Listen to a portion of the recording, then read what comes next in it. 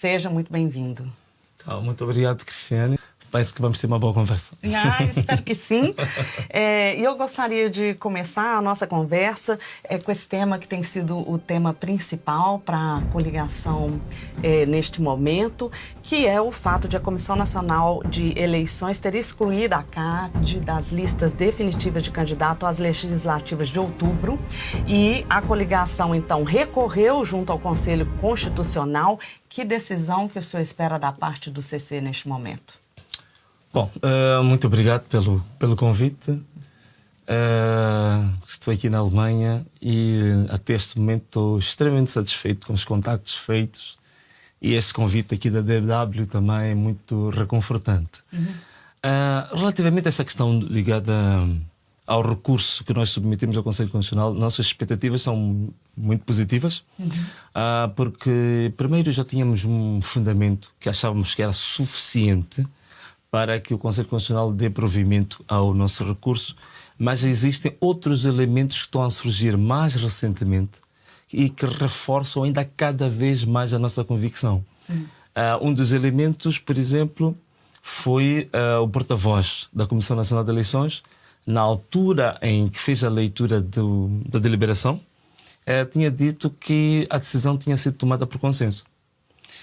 Felizmente, muito recentemente, ainda ontem ou antes de ontem, um dos vogais da CNE apareceu em público a dizer que a decisão não foi consensual e que ele é uma das pessoas que votou contra e também apresentou os fundamentos porque que não concordava com a decisão. Ainda outro elemento forte é o presidente do MDM, que curiosamente também é um dos candidatos presidenciais. Ele apareceu a insurgir-se porque na CNE tem lá um vogal que é do MDM. Ele diz que não houve nenhuma orientação para o vogal da MDM ou do MDM votar a favor desta decisão, que é uma decisão desastrosa. Então significa que, para além dos aspectos técnicos jurídicos que nós colocamos no nosso recurso, temos estes 12 elementos novos que vêm a reforçar cada vez mais a nossa convicção. Daí que temos uma forte expectativa de ser aprovado o nosso recurso. O senhor está, então, otimista, né? Profundamente. No entanto, no caso de o Conselho Constitucional manter a decisão da CNE de excluir a CAD, a candidatura de deputado seria provavelmente invalidada, mas aí fica a pergunta: que impactos espera sofrer na sua candidatura presidencial? Naturalmente, quer dizer, qualquer candidato presidencial, ele espera, ganhando as eleições, ter sempre um suporte, digamos, a nível da Assembleia da República, que é para viabilizar o seu próprio projeto de governação. E mesmo não ganhando as eleições, também é sempre uma força para fazer o contrapeso com quem estiver com o Executivo. Logicamente que nesse aspecto claramente é uma situação negativa, desfavorável, mas a minha candidatura, entanto que para essas eleições de 9 de outubro, não fica afetada, porque eu vou lá com todo o gás e o meu partido, a coligação de que eu faço parte, vai, independentemente do resultado que for, digamos, emitido pelo Conselho Constitucional, nós vamos para as eleições e vamos para ganhar. E tem algum temor de que seja impedido de concorrer à presidência de Moçambique? Não, em relação à presidência já é um assunto consumado, porque a Comissão Nacional de Eleições, ela tem competência para aprovar as candidaturas para a Assembleia da República e Assembleias Provinciais. Mas as candidaturas para a Presidência da República são aprovadas pelo Conselho Constitucional. E o Conselho Constitucional já decidiu. Portanto, são 4 candidatos, dos quais eu sou um deles. Esse assunto já é um assunto encerrado. Então o senhor está seguro. Está seguro, está ultrapassado. Agora, a questão era exatamente da coligação, do partido. Não é? Essa que era a questão que está pendente. E sem a CAD no boletim de voto, que apoio partidário o senhor terá? Até este momento não houve nenhum partido que tenha publicamente direcionado o seu apoio para mim, mas há muitas pessoas particulares desses partidos que já vieram em público apoiar a minha candidatura.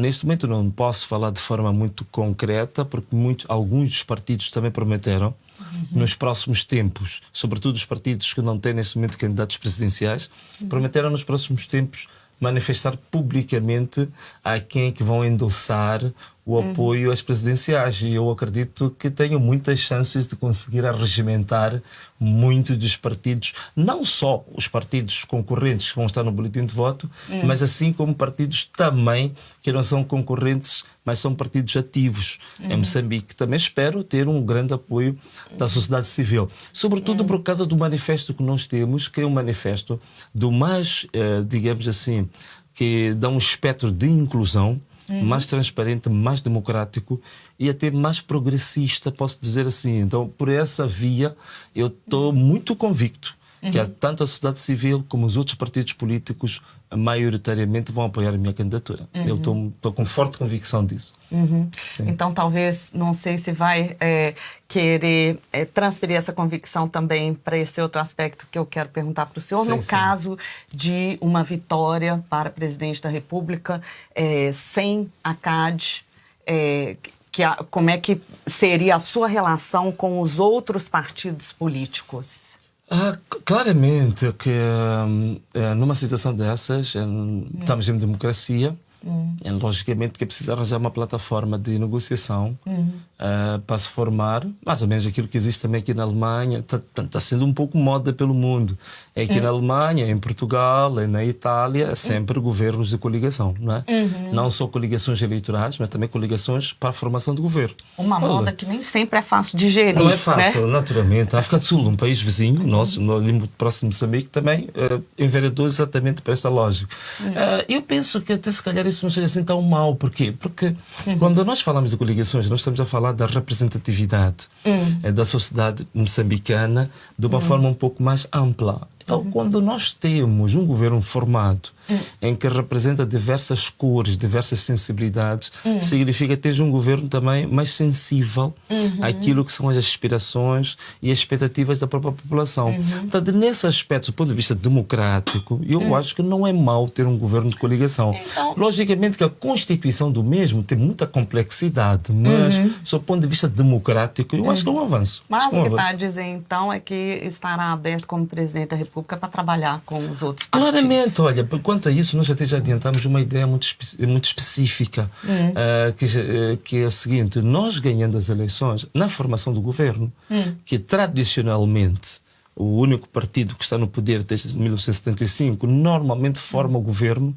com membros do seu exclusivo partido, que é uma coisa brutal do ponto de vista democrático. Mas a nossa ideia é, primeiro, formamos um governo em que parte do governo vai espelhar a composição do Parlamento. E depois também vai espelhar um pouco aquilo que são as organizações da sociedade civil mais relevantes num país para estarem no governo. Esta que era a nossa ideia, já transmitimos isso e todo mundo sabe exatamente qual é que é a nossa perspectiva da composição do governo. Ok, vamos passar agora então para a razão da sua vinda desse périplo pela Europa, que começou em Portugal, de onde vem então para a Alemanha, esteve reunido com o presidente de Portugal, mas também com o partido Chega. E nas suas redes sociais publicou um vídeo que eu assisti em que dizia que tem em comum com o partido Chega o patriotismo. Né? O partido Chega, que é um partido de extrema direita. O que o senhor quis dizer exatamente quando se referiu a esse aspecto em comum do patriotismo? Não, mas é exatamente isso. Quer dizer, são palavras que não precisam de muita fundamentação. É exatamente isso. Em Moçambique somos a única força que, ao nível do seu manifesto e da mensagem que transmitimos, nós estamos muito preocupados com o reacender do espírito patriótico em Moçambique. Porque nós sentimos que houve uma degradação, digamos assim, do sentimento de pertença à pátria, da identidade com o nosso território, com os nossos valores territoriais. Neste folheto aqui que eu passei, vem aqui a nossa mensagem fundamental, que a mensagem fundamental é: este país é nosso. Essa mensagem de que este país é nosso reflete exatamente isso. Quer dizer, nós temos que ser orgulhosos de ser moçambicanos, e não só como se fosse uma promessa vazia e abstrata. Nós temos questões concretas, metas e objetivos estratégicos concretos de como fazer esse sentimento patriótico, digamos, voltar a ganhar ímpeto e reacender isso no coração dos moçambicanos. É verdade que tem muitos aspectos do Chega que claramente nós não estamos de acordo, me parece muito óbvio, mas nesse aspecto em particular eu penso que o Chega em Portugal procura também um pouco salientar os valores patrióticos, cívicos em Portugal. Muita gente pensa, e vi algumas pessoas a escreverem isso, mas o Venâncio, como é que uma pessoa que tentou transmitir uma aura de uma pessoa democrática, uma pessoa aberta, de inclusão, da tolerância política, como é que foi reunir-se com o Chega? Porque realmente é um assunto que causa preocupação, sim, não é? Então é importante esclarecer mesmo. É importante. Deixa-me esclarecer isto aqui de uma forma simples e linear. Eu fui para um encontro de cortesia com o Parlamento português. Eu não fui ao Partido Chega, na sede do Partido Chega. Eu fui à bancada parlamentar do Partido Chega. Isto quer dizer, eu fui fazer uma visita de cortesia ao Parlamento português. Portanto, eu não podia, de forma nenhuma, indo fazer uma visita ao Parlamento, excluir determinadas forças, que são forças oficiais, legítimas e, digamos assim, legitimadas pelo voto popular do povo português. Por razões da agenda, não fui às outras bancadas, mas já marcamos, porque eu volto a Portugal, é de falar com o PSD, é de falar com o PS, e até já marquei um encontro para falar também com o primeiro-ministro português e outras sensibilidades em Portugal. Portanto, são encontros de cortesia. Eu gostaria de avançar um pouco, se não se importar, e falar dos encontros que teve aqui na Alemanha, né? E precisamente o que eu gostaria de entender melhor é o que é que o senhor veio buscar na Alemanha, qual que era a expectativa do senhor com essa visita? Estou muito grato e aproveito agora estas câmaras para manifestar um sentimento de gratidão ao governo federal alemão, porque fez questão de organizar um encontro, reunir várias outras instituições de sensibilidades para nos receber, para me receber e ouvir que projeto é que eu tenho para Moçambique e que projeto é que eu tenho das relações externas de Moçambique. E essas instituições foram o Ministério dos Negócios Estrangeiros, foi o Ministério do Desenvolvimento Económico, foi a Câmara do Comércio e Indústria da Alemanha e também representante de um partido com o SPD. Então foi exatamente, então foi um encontro maravilhoso, muito bom. Debatemos várias ideias. Mas a sua expectativa era qual? Assim, o objetivo desses encontros qual era? Dois objetivos.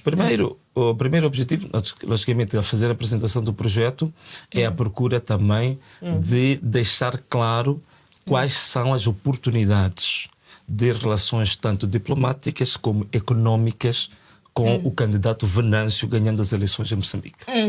Então, isto é extremamente importante, que os países, ainda antes das eleições, saibam claramente qual é que é o posicionamento deste candidato ou do outro relativamente a essas relações diplomáticas e económicas e qual é a perspectiva, quais são as ideias. Agora, eu queria entender do senhor o que é que um apoio dessas instituições alemãs com quem o senhor esteve em contato, ou mesmo do Partido Político Social-Democrata da Alemanha, o que este apoio significa para a candidatura do senhor? Quando nós apresentamos um determinado projeto, queremos saber se ele é viável ou não.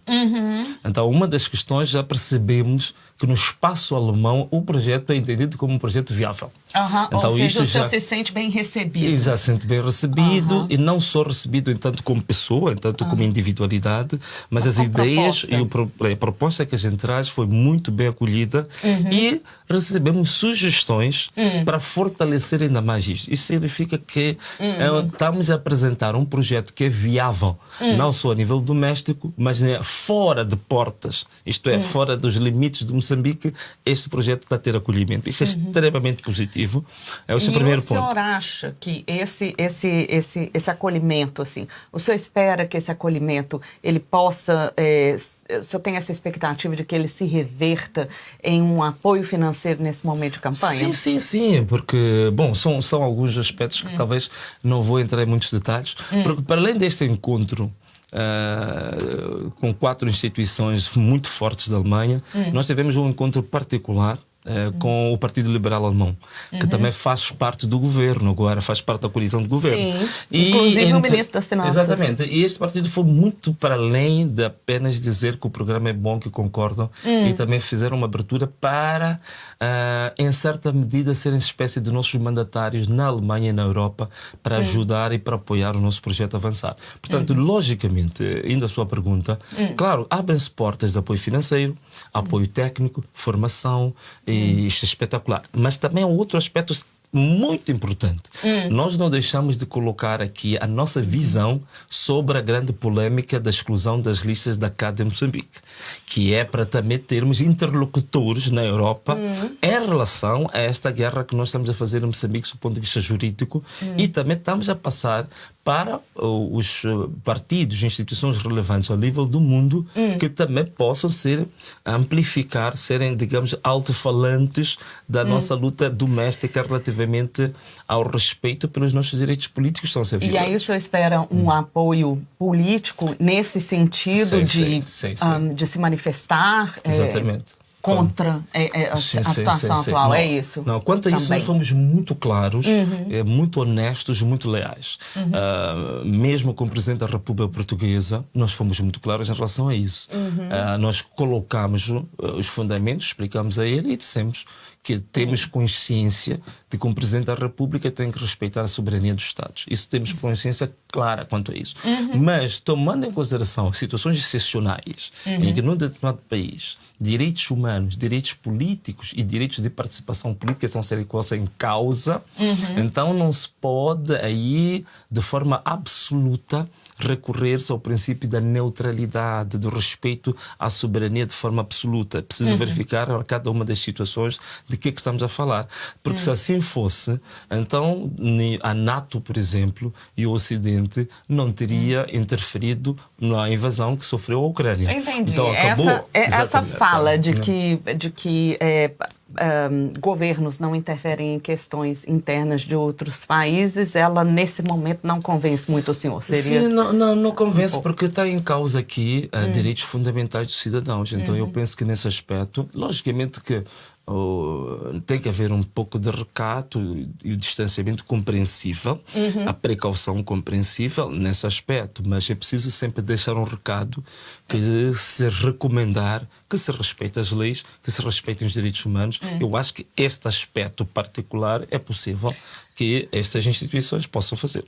Eu queria agora passar para a questão da sua candidatura à presidência da República. Foi candidato da Resistência Nacional Moçambicana, a Renamo, nas últimas eleições municipais, à autarquia de Maputo, e não venceu.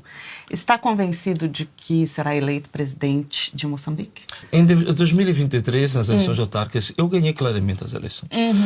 E digo isto não como acontecia antes. A gente dizia, ganhamos as eleições, mas não conseguimos apresentar evidências disso. Exato. Desta vez foi diferente.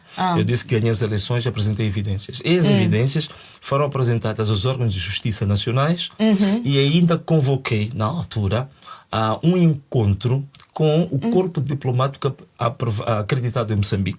Várias embaixadas estiveram presentes numa instância chamada Caia-Kwanga, em Moçambique, em que eu apresentei as evidências e coloquei à disposição das embaixadas as evidências da vitória, para que eles próprios pudessem fazer a averiguação e apreciação disso. E ficou claro de que nós tínhamos objetivamente ganho as eleições com 55%. Portanto, isso ganhamos. Só não tomamos posse porque temos um governo ditatorial, temos um regime autocrático que realmente foi a força que tomou o poder. Foi um golpe que foi feito, um golpe eleitoral. Mas ainda diante desta situação, assim, o senhor está confiante de que vai... Eu estou confiante. Olha, eu não tenho dúvidas nenhumas. Às vezes algumas pessoas dizem que esteja a ser muito pretencioso, não podes falar assim que vais ganhar, mas eu digo de uma forma taxativa. Também eu sempre fui uma pessoa muito leal, muito direta, e não muito ligada a protocolos. Eu sempre falei do coração aberto e falo exatamente aquilo que me vem ao peito, aquilo que me vem na alma. E eu digo claramente, neste momento em Moçambique, eu tenho todas as condições de ganhar as eleições presidenciais de forma convincente e esmagadora. E isso ganhando, acredita que que vai conseguir também tomar posse? Porque o senhor citou sim, quer dizer, o caso das eleições em Maputo, só como que seria isso a nível nacional? Logicamente, eu para além de político, também sou pastor e até sou de uma igreja profética, mas nós não usamos a profecia na política. Então não posso determinar de forma taxativa o que vai acontecer depois da vitória, porque isso a Deus pertence, só Deus conhece o futuro. Mas o que eu tenho que fazer o meu papel, que é fazer uma campanha boa, que é apresentar um projeto convincente tanto para a população moçambicana assim como os parceiros de cooperação, e tenho que controlar o voto, tenho que fazer um trabalho árduo para depois ter as evidências da vitória e estarmos preparados para todo tipo de batalhas que possam surgir jurídicas depois da vitória. Esse é o papel que eu tenho que fazer com base naquilo que as leis de Moçambique me permitem fazer. Perfeito. Agora, depois disso, a autocracia, digamos, a ditadura e outras coisas, vamos saber como tratar disso. Mas eu tenho certeza, apenas vou dizer aqui uma palavra simples e direta, é que eu tenho certeza absoluta de que o povo moçambicano desta vez não vai aceitar mais uma roubalheira. Isso eu tenho certeza absoluta disso. E aí, agora, em relação precisamente às suas propostas, que nesse sentido que vai a minha última pergunta para o senhor, o que é que o candidato Venâncio Mondlane tem para oferecer ao povo moçambicano que nenhum outro candidato ou político tem a oferecer ou tem oferecido ainda? Cristiane, essa é uma pergunta muito boa. Vou te responder com muita facilidade. Primeiro, eu sou o único candidato que apresenta o manifesto que quebra um pouco o paradigma de como é que se apresentam os manifestos. O meu manifesto tem duas componentes. Tem uma componente ética e tem uma componente técnica. E na componente ética, não só apresentamos os valores éticos do governo que nós queremos constituir, como, por exemplo, os valores da integridade, que é um dos valores fulcrais do ponto de vista ético, mas também nós assumimos compromissos. Portanto, nós apresentamos... Qual é esse compromisso? Nós que o senhor acha que é o compromisso que faz a grande diferença, coloca o senhor como diferente dos outros? Primeiro, o compromisso assumido é que há poderes excessivos do Presidente da República que têm sido de forma consensual em Moçambique entendidos como uma das razões do atraso democrático, econômico, social do país. Em relação aos poderes excessivos, que toda a gente fala deles, é um consenso nacional, nós apresentamos uma proposta inovadora. Esses poderes excessivos nós vamos colocar sob um referendo. Vamos referendar esses poderes. E até aproveito aqui as câmaras fazer um desafio, convidar os outros candidatos que também assumam este compromisso. Não há problema. Aqui podem fazer o plágio como quiser. O outro compromisso forte que nós temos é a despartidarização do Estado. Portanto, uma vez ganhas as eleições, nós queremos um Estado que funcione de forma normal, sem amarras partidárias, em que a Constituição da República seja acima dos estatutos dos partidos. O outro é a transparência dos atos governativos. Tanto as despesas do governo, o salário do presidente, o património dos ministros, tudo isto tem que ser transparente, deve ser acessível ao público, assim como os negócios do governo. Então, isto é a diferença claramente que eu já coloquei. E tenho certeza que nenhum candidato tem coragem de falar disto, porque todos eles esperam tratar essas matérias como matérias confidenciais, como matéria classificada. Então, eu aqui vim assumir compromissos claros de que a minha missão é mesmo para servir e não servir-se. Venâncio Mondlane, candidato independente à presidência de Moçambique, com apoio da coligação Aliança Democrática. Muito obrigada por essa entrevista. Olá, passei rapidinho para pedir a sua inscrição no canal News World Moçambique. Após este vídeo, deixa seu like e seu comentário. Até o próximo vídeo.